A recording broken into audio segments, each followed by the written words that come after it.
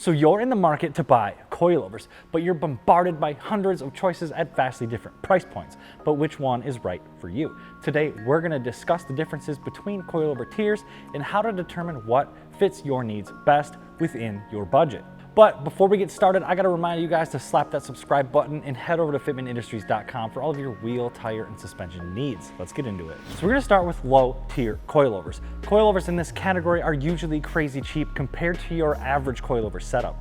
A lot of times these are appealing because you can go low for less. Some even offer camber plates, but where low tier coilovers cut corners is in the technology. Low tier coilovers are typically just single piece units and don't have an adjustable body.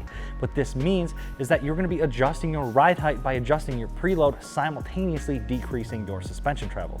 This can and will make for a harsh ride, and you're going to risk damaging the product. I've known racelands themselves to quite literally make whooshing sounds under compression and rebound, and they also clunk like they're worn out from the factory. But that's not to say that all low tier coilovers are terrible. I've had a few racelands and some of my POS Volkswagens, and they did exactly what I wanted them to, and that was go low for cheap. But stuff in this range is pretty much only for that, going low for cheap. These will rarely ride good or handle great, but they can be a good option for those that have a ride not really worth investing money on decent suspension. Moving on to mid-tier coilovers. Mid-tier coilovers will make most people happy. Generally speaking, they have good build quality, good street comfort, and substantial improvement in performance over a low-tier coilover. However, there are massive differences in price to performance ratios in this category and different focuses towards performance or street use. A mid-tier coilover is going to have an adjustable body to dial in ride height separate from preload, and will more than likely feature some sort of adjustable damping. On the entry side of mid-tier, you're going to see one-way multi-click adjustable compression damping, and then moving towards the higher end, you're going to see two-way multi-click adjustable compression and rebound damping. This is also where you're going to start to see differences in piston types like linear rate and digressive. And what digressive valving is going to do is it's going to give you a bit more versatility in really bumpy areas. Essentially, it has a relief valve or bleeder holes in the piston to allow it to move more free with small movements, and then it's going to firm up with some more aggressive travel. Next up, we're going to be looking at race tier coilovers. There's no way I can actually convey to you the difference in mid-tier shocks to race ones. It's some real David Blaine. Its street manners are fantastic, but will really come alive on the track. For example, Öhlins road and track coilovers aren't much harsher, if at all, than your standard Bilstein Sport Shock. But thanks to their dual flow valve technology, they give the same characteristics on rebound as they do on compression. The damper fluid has a consistent path to flow in both directions. This means that the wheel and tire can much more quickly keep contact with the ground, providing grip and traction. So choosing what's right for you.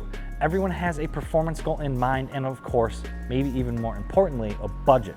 For a daily driven setup with performance and budget in mind, I think one of the most underrated setups is a solid spring and strut setup. For moderate track use, I 110% recommend the BC Racing BR Series coilover. They offer so much for the money.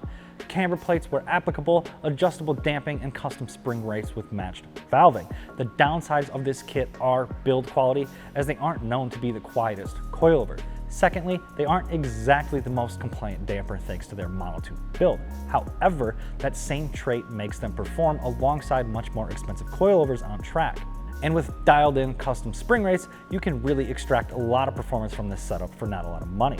Another great choice in this level is going to be the Fortune Auto 500 series. They just offer so much for the money, it's almost crazy. For you guys that like autocross and hitting a track day a couple times a year, this is going to be the tier for you. Think of this as your 75% daily, but with performance being the most important. There's a clear winner here. ST Suspension Xt8 Coilover. This setup is a KW-V2 damper and spring set at a sub $1,500 price tag. This setup is seriously killer for the price, and one that I cannot recommend enough. The other heavy hitters in this segment are going to be your Fortune Auto 510s, your BC Racing DS series, and then your Bilstein equivalents. This next one's going to be your more entry-level race tier setup with about a $2,000 budget in mind. And it would be an absolute shame if I didn't recommend Bilstein's B16 PSS 10s. This system is awesome for several reasons. Firstly, Bilstein build quality. It's fantastic. They also come with great spring rates. However, they are progressive springs. Now, don't let that keep you away. Their monotube dampers are consistent and really bring the car to the next level.